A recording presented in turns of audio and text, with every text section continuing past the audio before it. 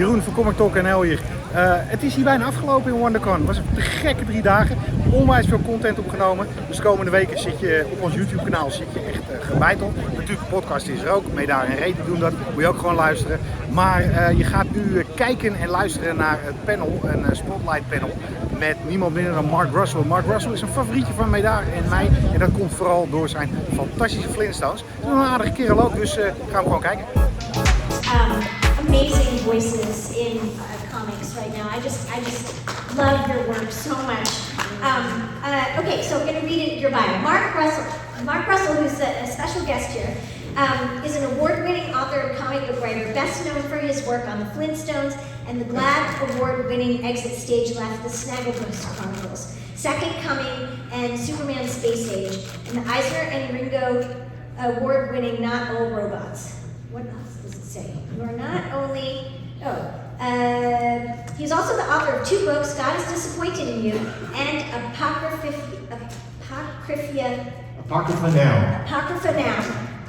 He also draws cartoons sometimes, and you have a new book coming out. Yeah, does that have the date of my death in there? No, it does. Okay. It does not. It does not. But you also draw cartoons, and I just saw that you. Can you talk about that a little? Because you're starting to release a book, or you're doing a Kickstarter fundraiser for that, right? Yeah. It's probably not a very big career move, but I'm releasing a book of my own cartoons called Bunk Bed Mishaps. And I'm kickstarting it, and it's my own. I'm the one doing the artwork in this, which in comics it's given me an inferiority complex because I work with the world's best artists every day, and so to look at my own drawings can be a little underwhelming. But I'm going to give it a shot, and releasing a book of my own cartoons. So the Kickstarter goes live on April 4th. So if you are so inclined, if you are a Kickstarter patron. Go on to Kickstarter and look up Bunk Bed Mishaps and sign up. I'll bombard you with emails and rewards and stuff. You shall be rewarded. Okay, so here's my question for you, Mark. To start off with, the first comic that you did, was it a Vertigo? What was the first? The President? It was Prez. Yeah, Prez. Prez at DC. Yeah. And the idea was thank you. Everybody who read Prez is apparently in the room today. Because it didn't sell for jack. It was the idea was it was about the first teenage president. There was a reboot of a Joe Simon comic from the 1970s. I think from 1973. It ran for 4 issues, and they wanted to reboot it to go along to sort of approach the 2016 election. And it was we started doing it in 2015, and it got canceled after 6 issues. So we didn't quite make it to the 2016 election, but it was very useful as a boot camp on how to write comics. Did you have a mentor or anybody that was helping you to make the transition from writing prose to writing comics? Yeah, I think my biggest, probably still most formative influence was working with Marie Javins, who was my editor on that comic, and I think that was the very first comic she ever edited for DC, and it was also the very first comic book I ever wrote. So we kind of were learning it together, and I think the fact that we were kind of figuring out as we went along made us both a little more daring than maybe we had any right to be. And we were putting things in comics I just assumed people would want in comics, not knowing the norms or the patterns people were used to in comics. I think it's maybe why it didn't sell very well. So it seemed a little idiosyncratic and weird. People weren't sure what to make of it. But then that's been I think the flavor of my career. It's just I don't know what makes a good comic book. I'm just going to write what I want to write. Yeah, I first became aware of your work when I was doing Shade, and Flintstones was coming out. Shade was an amazing comic too, by the way. And that's when we first met, and that's when we became friends. And I think I even wrote an essay about the Flintstones. You did. I remember. For the DC website. Floored. That's how big a fan I was of it. I just thought it was so brilliant and was exactly the kind of thing that I long for in comics, which is that very smart,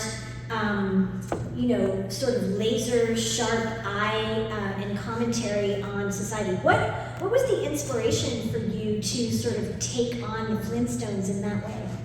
Well, they asked me if I wanted to write the Flintstones after Prez died, and because they'd just gotten a license for all the Hanna-Barbera stuff, so they're doing all these Hanna-Barbera cartoons, and they got it into their mind that, like, Dan DiDio thought, well, he did some social commentary and satire in Prez, that would be good for the Flintstones. So he asked me if I want to write the Flintstones, and I said, well, you know, Dan, I've got to be honest, I don't think I've ever in my life enjoyed a Flintstones cartoon. And he said, oh, good. Yeah. That way you won't be all reverential and shit. Yeah. And so yeah, I took that as my North Star. It's like, I'm not going to be all reverential and shit. And I don't think that anybody really likes to read a tasteful homage. I know I certainly don't.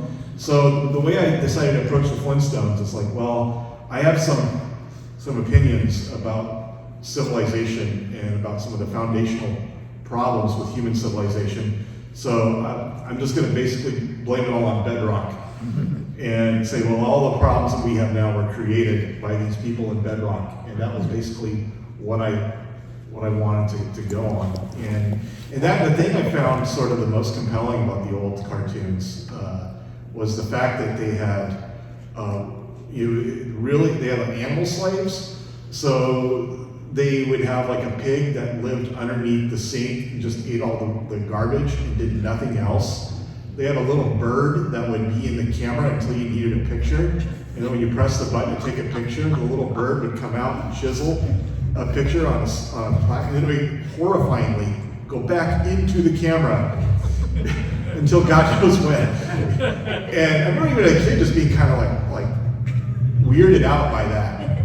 The idea that all these animals have one purpose. So then that's kind of the cardinal sin of civilization, is that we've all just kind of been given one purpose, one economic function, after which nobody wants to hear from us.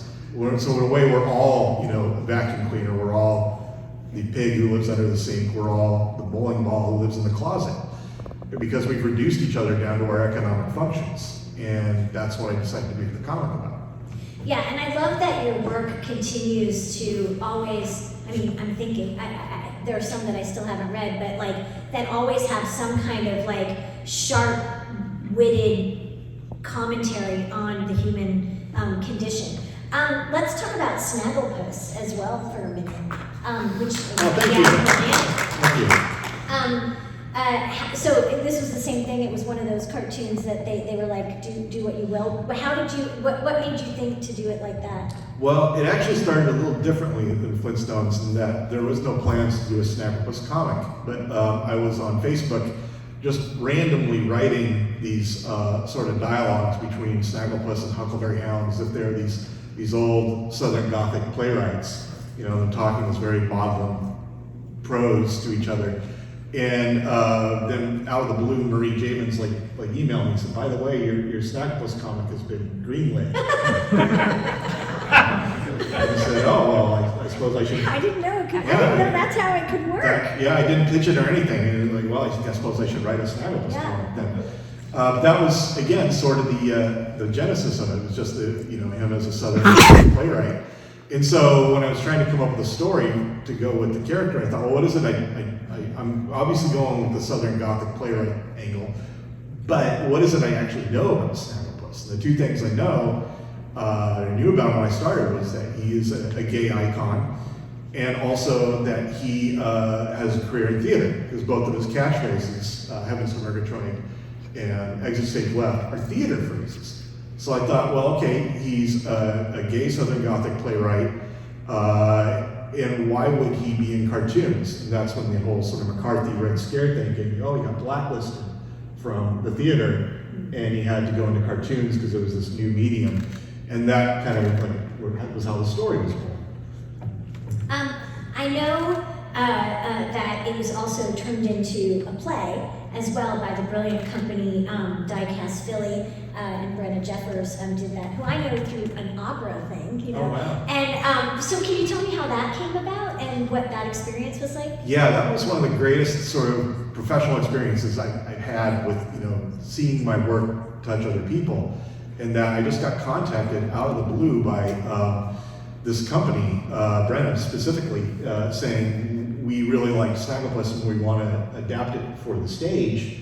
and we've been approved to do it at the Tennessee Williams Play Festival in Providence, Massachusetts, which is amazing because the Tennessee Williams, well, not only is he like one of my top 3 playwrights of all time, but he was the model for Snagglepuss. Snagglepuss is directly modeled on Tennessee Williams, and the fact that they saw that, and the people who run the Playfest who had to be like, what? You want to do an adaptation of a comic book? That's an adaptation. Yeah, and the fact that everybody just sort of went for it was incredibly gratifying to me. And one of my greatest, sort of memories from working in comics and in the arts in general was in 2018. I actually got to go to the Tennessee Williams Play Festival and see it performed on stage, and it brought chills to me. It was just an amazing experience. I recommend it for everyone. Yeah. So now I'm really curious because I know Brenna's company, and they are very experimental, and they do real sort of like group kind of weird theater stuff.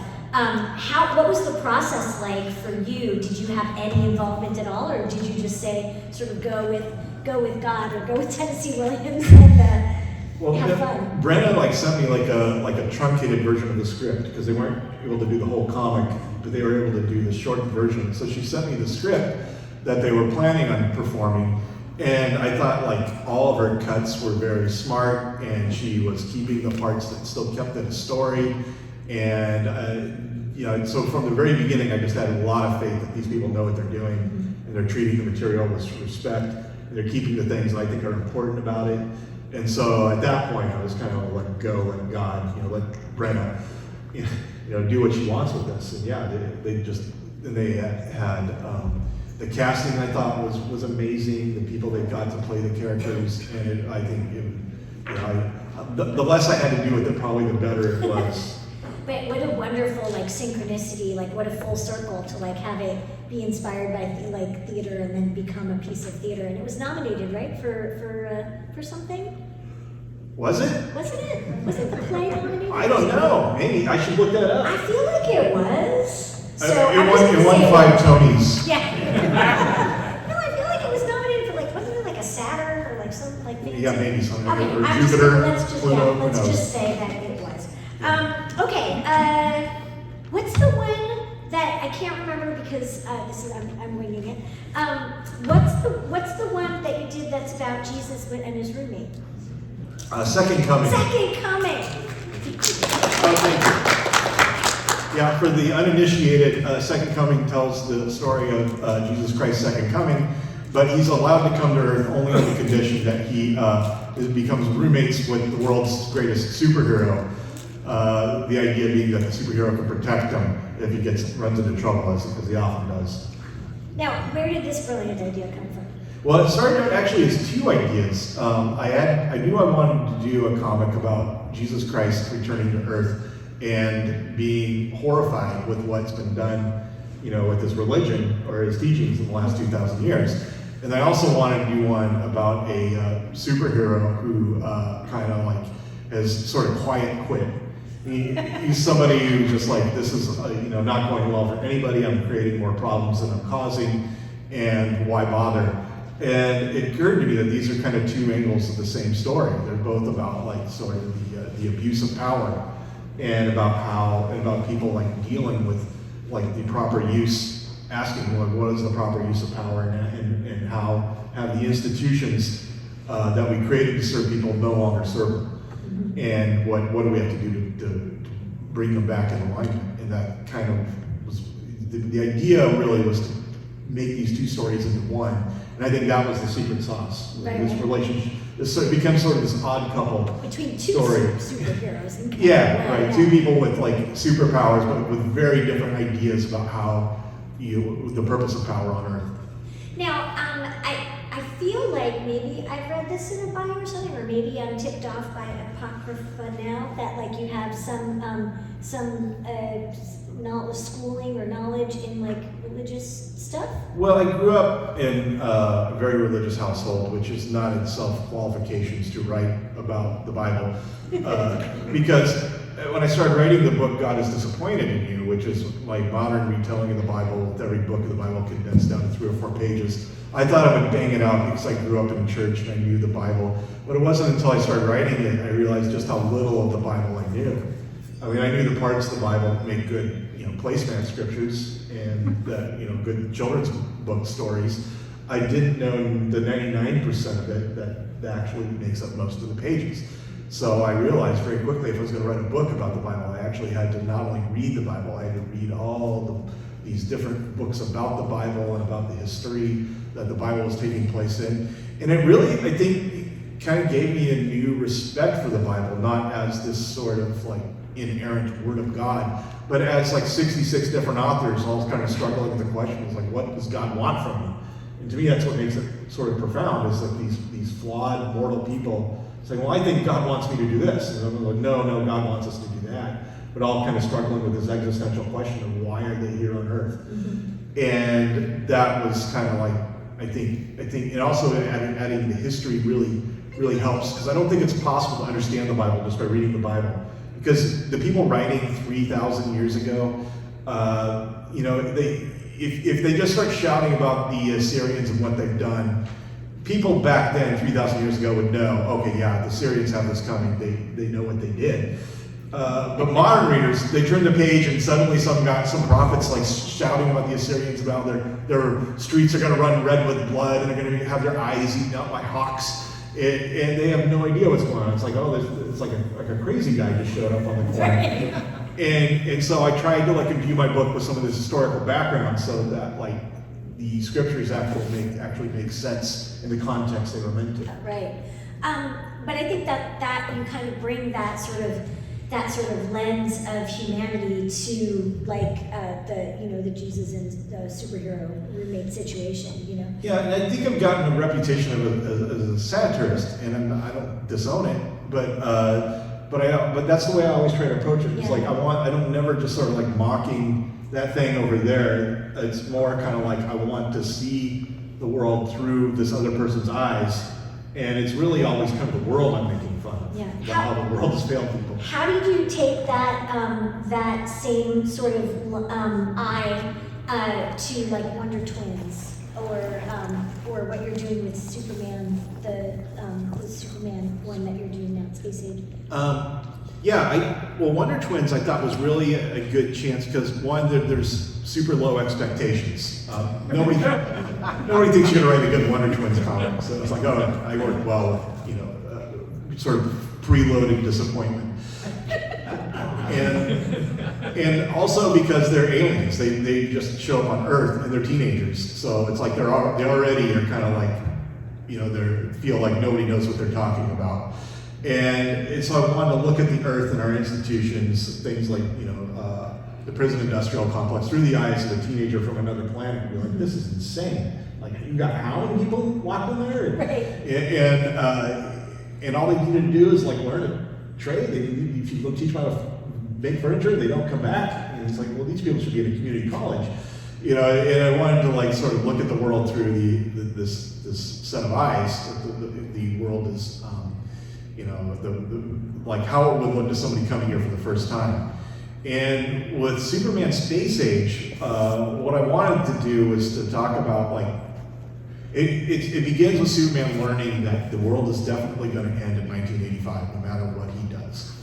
And so, how do you become Superman? What is the point when it all is going to end and be destroyed? And I think that's the question. That's the fundamental question we all face, imposed upon us by mortality. Mm-hmm. It will all come to an end. It will all be destroyed at some point. So why? What is it you try to do, and what is worth doing? And in Superman, the question is that you are here to be the product of everyone who's loved you. That you are here to seed the world with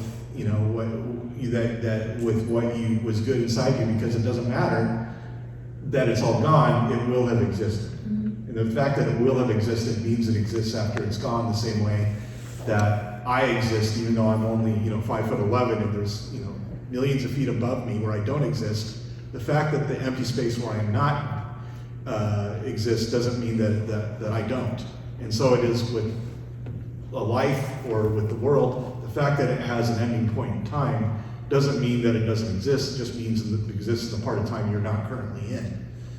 And to me, it was like a very hopeful message about seeing Superman, somebody who's supposedly immortal, how he would confront the central question of mortality.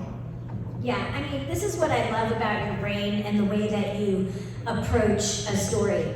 Do you prefer generating like your own thing or being assigned something? Like, did you go to DC with like, hey, I want to do Superman and it's the end of the world ends at 1985? Or was that like a conversation that you started having and then like I'm curious about like what comes first, the chicken or the egg, the idea or the... Yeah, sometimes it's a chicken, other sometimes times it's the egg. Yeah, no, it's true, right? But yeah, I think it really is about like, if you are assigned a chicken, find what it is you love about that chicken. Right. Find what it is that you might not like the chicken, but there's something about the chicken that is worthwhile, and it's up to you to find it and write the story about that. Right, like it's gnarly, It's like claw or something. Yeah, or it's got like it makes a fine broth. Yeah. We would approach that very differently. Yeah, but the egg is a very different situation because you're completely responsible for it. So it's you have to like, I think, have like I have like a chest full of eggs where it's just like these ideas, like someday I want to do something like this, and I put them in the deep freeze. And then when I get the opportunity, someone says, well, what would you like to do? What do you have? Then I go to my egg chest, I find one that I think is right for that place and time. I figure it out. Do you have some ideas? Because I know I do. I have some ideas that like, I'm like, one day, there's this one pitch that I have that like, it's like, I've had it for 10 years now. And it's gone in, and it's like, yeah, there's something here, but it's never the right time. And I'm like, one day it's going to happen. And don't tell us what it is, but like, do you have a bunch of your eggs like that, like where you're like, oh, if only they would let me get my hands on this one. Rotting eggs. I have some rotting eggs. No, the one pitch that weirdly nobody seemed interested in was novel robots. Really? Because I thought people would have been all over it. But you know, like I would talk to a publisher. And they say, well, what do you got? What are you interested in writing? I said, well, I got this idea for a story about robots, but it's really a parable for toxic masculinity. And they'd say, well, what else are you working on? And so it plays after place until Axel Alonso at AWA said, oh, we're interested in doing something with you. What are you interested in writing? And I started explaining the plot to novel robots. And I think I had him at the word robots. Right. And he was like, yeah, okay. And so they took a chance on it. And, and I think his idea, which was like this really sort of, I think what made it work was this, sort of wacky, satiric, near future book paired with like a really top-notch comic book or a superhero artist. Mike Allred. And Mike, I think to his credit, didn't try to like lean into the satire or the humor. He did play it completely straight. Like these are real robots in like a real mechanized world, and the characters are in these serious situations. So paired with my lines where they're talking about like being like it's like having learned to code, being like a clever way of saying that society has failed us, and these sort of lines really sort of, I think, made it pop. The fact that he wasn't trying to draw funny, he was just letting the lines be funny. And I think that's what made it work.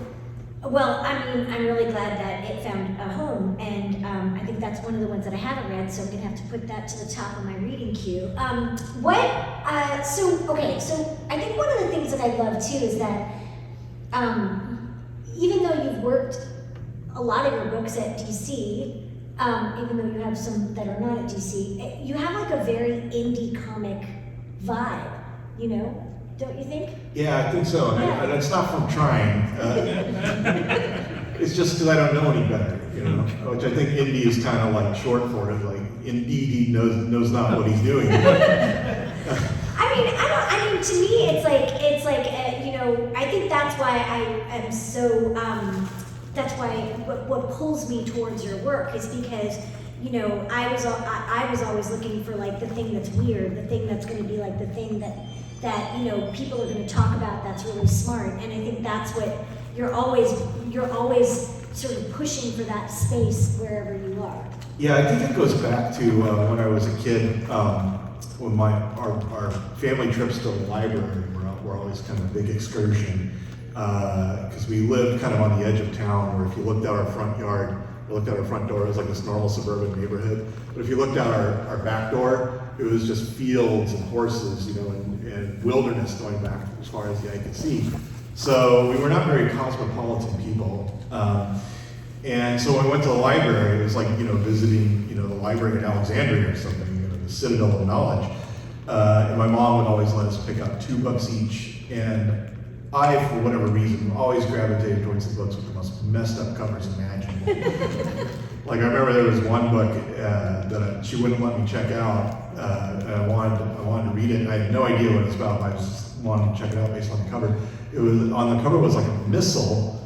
And the missile had a human face, and the human face was Hitler's. Oh my gosh! It was like, well, I just gotta find out what this is about. But I think those are the ideas I still sort of gravitate to. It's like, I don't know how this is gonna work. I mean, I could see you writing a comic book that is that. Like, I could. Yeah. I feel like that. You know, I feel like one of your eggs. I've made a career out of bad ideas. Yeah. There's no way this should be able to work, but somehow I'll find a way. That's brilliant. What else? Do you have that's out now that I'm not? Well, one thing I'm very, very proud of, it's from a smaller publisher too, so I think it might be falling under the radar. It's called Traveling to Mars. Woo! Yes. Oh yeah, that's on my queue. Yes. But it basically tells the story of the first manned mission to Mars, and the person they send to Mars is terminally ill, and he's chosen because they don't have to worry about bringing him back. They can send him to Mars and just let him die there. And it's all about his regrets and all the things he wished he'd done on Earth while he still had time. And it's all on the way to Mars when it's too late to change any of it. And it's not just gloom. There's a lot of like sort of his remonstrances on like how good life was, and also, you know, things happen when he gets to Mars, you know, and that you know, it's not just a story about a guy in a rocket writing his diary, but I feel like if not the best, it's one of like probably the 2 or 3 best things I've ever written, and I think largely just because they allowed me to just write it without thinking, okay, we gotta have splash pages and page turns, and there's got to be at some point like a karate fight, you know. Yeah. They just sort of let me write a story about a man dealing with, you know, the end of his life and regret. Yeah, it sounds so my speed. I remember seeing that and being like, oh yes. I'm behind on all my reading. I don't know if you are all behind on your reading, but it's like the pile is always like this. Okay, so that's amazing. Who's publishing that? Ablaze. Ablaze, okay. What do you have, so besides the Kickstarter thing that you're doing for your drawings, during the pandemic, weren't you doing little drawings that you were selling at some point? Yeah, I did some. I went to a con in New Orleans, and the airline misplaced my luggage. So I showed up at the con. I didn't have any books or comics to sell. I didn't even have like a shirt really to wear. I was, you know, basically the same set of clothes for 3 days. But I thought, well, what I can do is I can go down to the UPS store or whatever and get some like paper and some pens and just draw pictures. And so I'll just draw things and sell them to people. And so yeah, it's kind of where I got the idea. It's like, I'm actually not as bad at this as I remember myself being. And people were buying them, and I thought, you know, I could do a book of these. So that was kind of, it was like through, the genesis of it really, yeah, I'm going to dedicate the book to United Airlines, I think. Because I do remember when you were doing that, you posted a few of the pictures, either it was on Facebook or Twitter or Instagram, and I remember being like, oh, I think I texted and messaged you, I was like, oh, I'll buy that one, and you're like, sold, it was already sold. But yeah, they were really good. Do you think that the drawing of this book or those drawings has helped to inform your writing in any way? No. I feel, shot in the dark. But this is kind of I think what I find exciting about doing the cartoons is that it's a completely different part of my brain than Right. writing. it's a completely different adventure, and they bear no relationship to my writing whatsoever. Yeah.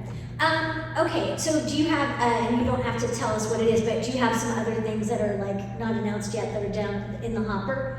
Yeah, I got some things I'm really excited to start. One is like sort of a limited series about a silent film star. Oh, I'm already in love. And I'm also doing a third series of Second Coming.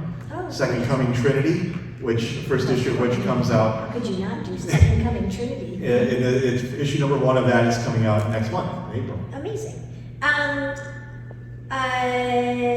What's your process like? What do you write? Since I was just on that business one, and I was asking them about what tools do you use for writing? Are you a notebook guy? Are you handwriting? Are you do you use a specific program? What's your process? Like I mentioned the egg chest earlier, Yes. I like to that's what I mostly work on. I work on my little eggs. I'm an egg farmer. I just write whenever I have an idea, or just sometimes a one-liner, or something that might become an idea. I write it down in my little egg chest, and then when I'm actually working on a series, I go back to my egg chest and I look for things that might be useful, little ideas or snippets or one-liners, and then I steal them from the egg chest and put them in the. But that's kind of my process. My process, and I think this is what I enjoy about writing. What I enjoy about writing is not the actual process of writing. No, that's terrible. Yeah, it's horrifying. It's really the worst. And fraught with failure. Tears. But what I enjoy is what I think of like living in the palace of the mind. Right. Where I'm just sitting around thinking about things. Yeah. Or that's true. am like sort of real, thinking intentionally, where it's like I'll think a lot of, before I was a writer, before I started writing, I would have like the same sort of thoughts and, little lines and whatnot, but they would just dissipate into the ether and be lost forever. But as a writer, I take myself seriously. I take these thoughts I have seriously, and I record them when I think, oh, that's a good one. Now, do you record them in a notebook or on a computer? Like, what's your go-to? It's pretty much all online now. Oh, yeah. So like I will do it on my phone or on a computer. I cannot be bothered with the paper and pen anymore. No, I have a notebook that I have, but it's in my purse that's in my hotel room. So if I got an idea right now, I figure it's not going to come to life unless I at some point take it from the paper and put it in Word, Google Docs or whatever. So I might as well just write it in Google Docs to begin with. Okay, maybe we'll open it up and just see if anybody has any questions. Does anybody have any questions? Yes, over here. Yeah, you've been lucky that you've had a lot of great artists. So, depending on the project, do you pick the artist, or are they just like, here's the artist you're going to work with? Usually the second one. But sometimes the first one, and I think and it's not always like sometimes I get paired with an artist I knew nothing about, and it turns out to be like better than if they'd let me pick. Like one example of that is like Steve Pugh, who I worked with on the Flintstones and Billionaire Island and Superman, Superman versus Imperious Lex we did together. But it never would have occurred to me to work with him because one, I was new to comics, I didn't really know any artists, and two, he was a superhero guy. He had always done superhero books, which wasn't what I was writing. But Marie's the one who said, oh, I think this guy's art will pair very well with you, and she matched me up with him for the Flintstones. And I instantly saw why she was right. It was because he is super good at rendering humanity through facial expressions. And his characters always have like 10% goofiness, and no matter even what the situation. And I think that really makes him like an artist that I think I will continue working with him probably as long as we're both making comics. One artist that I did play an active hand in choosing was Mike Allred, who I worked with on Superman Space Age. In fact, when the series got greenlit, Brittany, my editor, said, why don't you make a list? Don't try to like gameplay it. Just write a list of actual artists you want to work with, bucket list. like if you could work with anybody, who would it be? And I'll make a similar list, and then we'll compare them and talk. And Mike was the name that appeared on both of our lists. So we thought, well, this is our first stop. We'll call Mike Allred and see if he's like available to work on this Superman comic. And we called, and he said yes, which almost never happens. One, you both agree on the artist, and two, the first person you call says yes. So I felt like that was fate speaking. Amazing. Over there? Who else was on your list? You gotta tell us. Well, I had some of my usual suspects. I thought, well, I think Steve could do this book, but I don't think it was necessarily right for it. But yeah, I had some other, like one person who was on my list was actually just up here before, like Doc Shannon.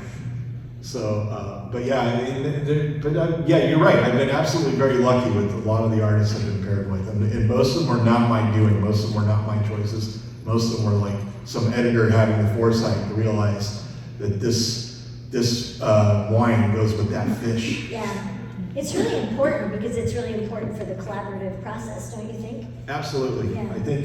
I think in a lot of ways that's more important than the actual artwork. Is like the chemistry you're going to have working with this person, and whether or not you're going to understand each other and get along and make improve each other's ideas. Yeah. Without naming any names, have you ever worked with a clunker? I mean, I have. Yeah, without naming any names, yeah. Yeah.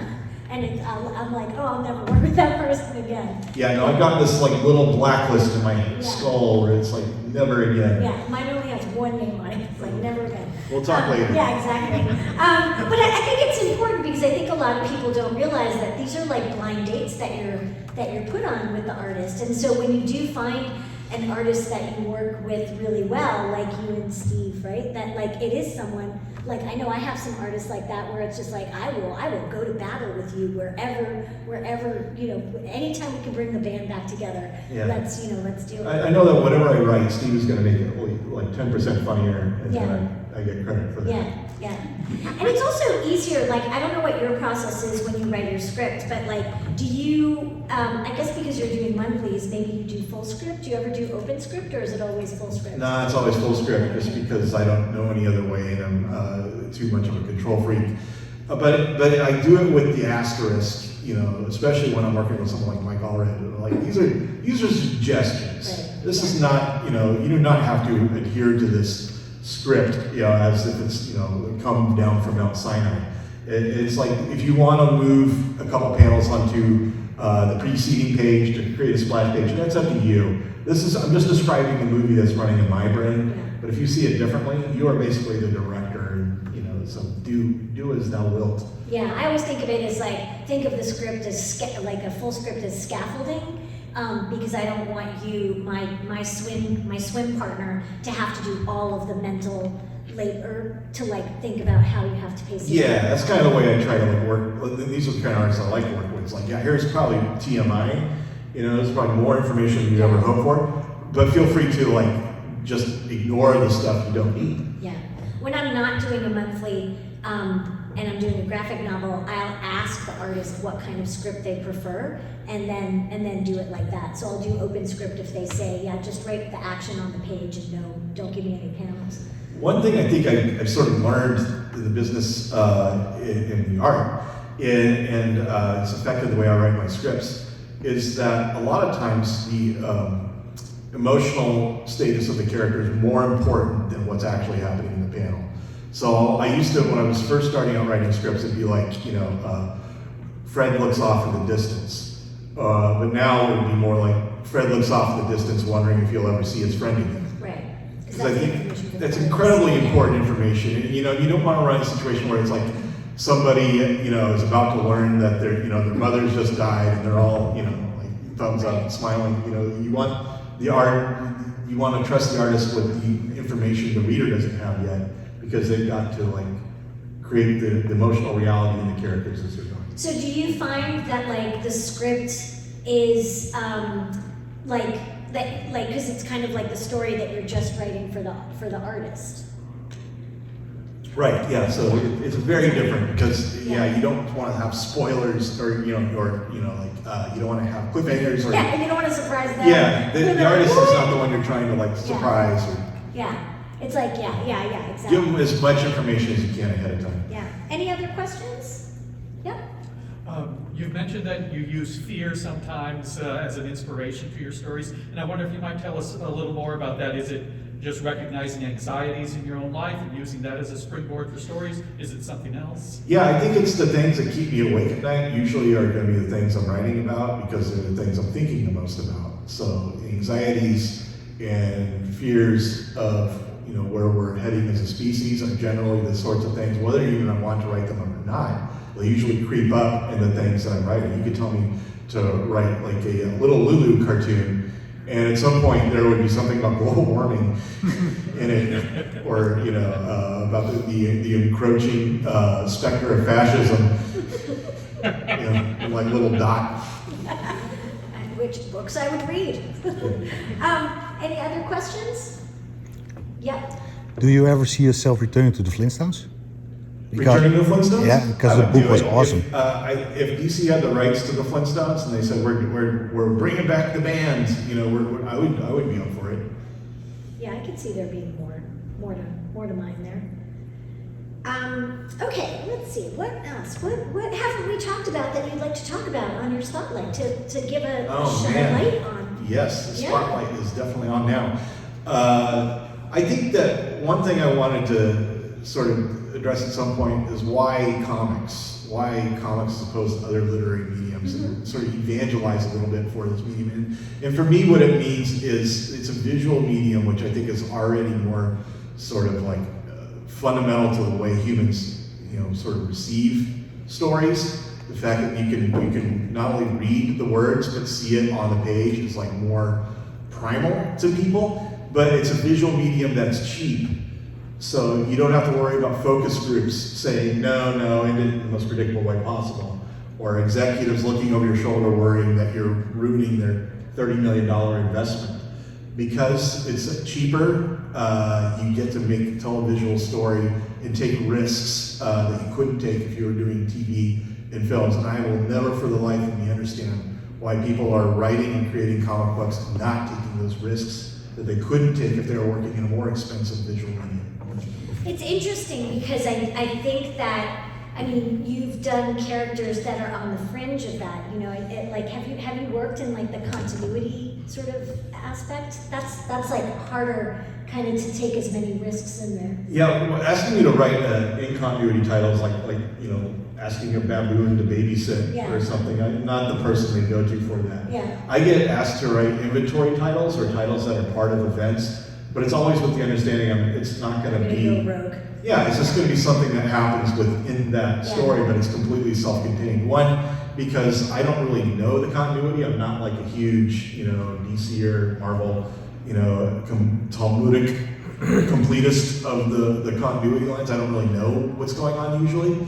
And two, it's like I don't really find it gratifying reading. It's like, I learned this one back thing about this character, and then like 15 pages that just sort of tread water to like explain what was going on in the other comics. I don't really find that a very interesting read. I want to read a story. I want this to be every comic I write. If this was the first comic book somebody ever read, for it to make sense and be worthwhile. Yeah. If somebody like a kid. Imagine myself as a kid, like walking up a spinner rack and picking up, Mighty Mouse number 38, and being able to read that, and I didn't need to know what happened in Mighty Mouse 1 through 37 to know that Mighty Mouse's grandma was actually Red Hood, at some point, in order for it to make sense. Yeah. That's the way I like to approach storytelling. Yeah, and that's what I love about your storytelling. I think it's so important about the taking risks, especially in a medium where there is no budget. You can do whatever, you can have 50 explosions in, you can have 50 tiny panels of explosions, and it's not going to cost you anything. Maybe the artist. Yeah, we'll sue you. Yeah, exactly. Punch you out. And I think that that's really great. The other thing I love about comics, and I don't know if you feel like this as a prose writer, is that comics has this ability to have silence in it the way that prose can't. Because even when you say it was quiet, it was so quiet, it was very quiet, it's so wordy, it's so like loud. I think comics works better as a storytelling medium for that reason, because it works the way the human brain works, where the human brain, has control of the order in which it takes in information and how it processes it. So the human brain is this conversation between I'm taking in external stimuli, and I'm kind of thinking about it, I'm taking in more and sort of thinking about it. Whereas a movie, it's like you can't control that. You're just watching a series of images that are put at you at a speed that you don't control. And books, as much as I love prose books, it's all interiority. It's all just reading, and there's not that visual information. So I think that comics... There's no place to rest. Yeah, exactly. So I think comics have sort of the balance of both, where it's like you do have the interiority and the chance to rest and reflect and go at your own speed, but it's also, about taking in the visual information of the world around you. Yeah, no, it is the best. Comics are the best, right? I think we have time for at least one or two more questions. Yeah? Question. So when you realized you wanted to be a writer, did you aim for, I want to do comics, or did you fall into it? How did you? Yeah, no, I kind of fell in sideways to it. I imagined I would always be writing literary novels that no one ever read. But it's harder to sell them, and I just sort of got into comics sideways because, and this is my origin story. I told wrong for many years because I thought, well, I'd written these two prose books, and one of which was successful, and I just assumed that DC had read one of them and thought that I'd be right for writing a comic book. And that was always what I imagined would happen. But it wasn't until I was actually telling that story at San Diego Comic-Con, and Marie Javins, my editor, happened to be in the audience, and she stood up in the middle of my panel and said, "No, that's not true." And I was like, "What do you mean?" And I invited her up onto the stage, and she said, "It had nothing to do with your books. You had been writing this Count Chocula fan fiction on Facebook." So Facebook and Marie Javins. Yeah, Facebook combined with Marie Javins gave me my big break in the comics. But that's how I got into comics. It wasn't anything intentional. It wasn't me showing up to cons with my portfolio or beating the pavement. It was just dumb luck. Yeah, me too. It was just Shelley Bond read my YA novel, and my main character was obsessed with Vertigo comics. And so she called me and was like, "Would you be interested in actually writing a comic?" And I was like, "Yeah, I've been waiting." Yeah, no, it's so interesting how there's no one way, and I think the key is to be creating things, because it could be this Count Chocula fan fiction, it could be this character who's obsessed with Vertigo comics, but everything you do is sort of a lottery ticket that you're sending out to the universe, and you have no idea which one's going to get scratched off. Yeah. Any last question before we wrap up? No. Okay, Mark. Where can people find you here, and where can they find you on the interwebs? Here, I'm in the Artist Alley. I think it's section E. I'm next to Teeny Howard, and on I am, for the moment, still on Twitter. Probably not much longer, but at Manrus. Also on Instagram at Manrus as well. And if please, as I mentioned earlier, I do have the Kickstarter. So if you go to Kickstarter, you look up Bunk Bed Mishaps, you'll find the Kickstarter for my cartoon book. Thank you so much. Let's give a really just amazing.